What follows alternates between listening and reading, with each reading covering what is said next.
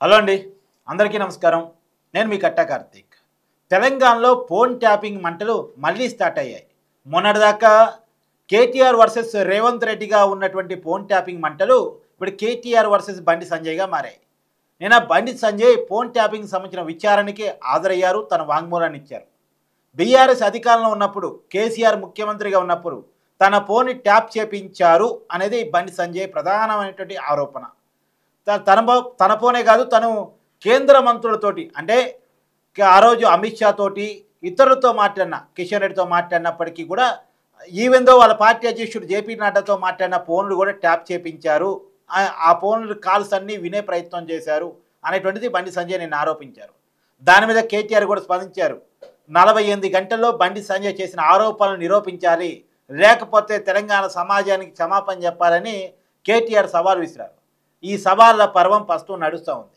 కానీ బండి సంజయ్ చేసిన ఆరోపణలు మామూలు కావు.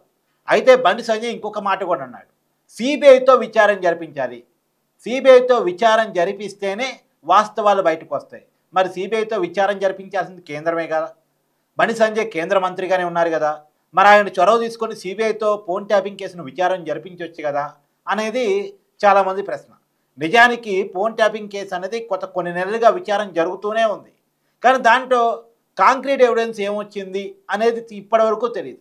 అప్పట్లో చాలా పెద్ద ఆరోపణలు, వ్యక్తిగత జీవితానికి సంబంధించిన ఫోన్ ట్యాప్ చేయించారని, రేవంత్ రెడ్డి ఇంట్లో వాళ్ళ ఫోన్లు కూడా ట్యాప్ చేయించారని, తర్వాత ఈవెందో ఇప్పటికీ ఆరోపిస్తూ ఉంటారు, ఇంటి ఆడబిడ్డ కవిత ఫోన్ కూడా ట్యాప్ చేయించారనేటువంటి ఆరోపణలు వెల్లువెత్తాయి.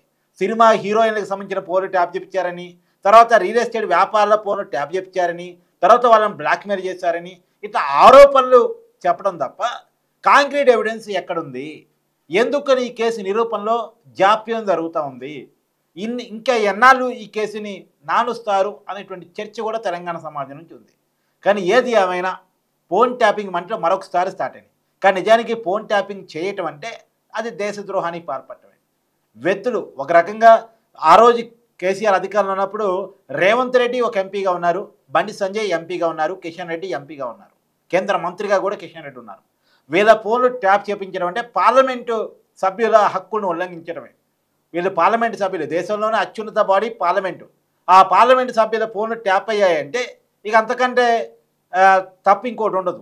మరి వాళ్ళ ఫోన్లే ట్యాప్ అయినప్పుడు మరి కేంద్రం ఎందుకని చర్యలు తీసుకోవట్లేదు, కేంద్రం ఎందుకని దీని విషయంలో మెతక వైఖరి అవలంబిస్తోంది, ఎందుకు రాష్ట్రం ఎంక్వైరీ చేస్తున్న వాస్తవాలు బయటికి రావట్లేదు, అసలు వాస్తవాలు లేవా, కేవలం ఆరోపణలైనా, దీంట్లో నిజాలు లేవా, ఈ చర్చ అంతా వస్తూ ఉంది.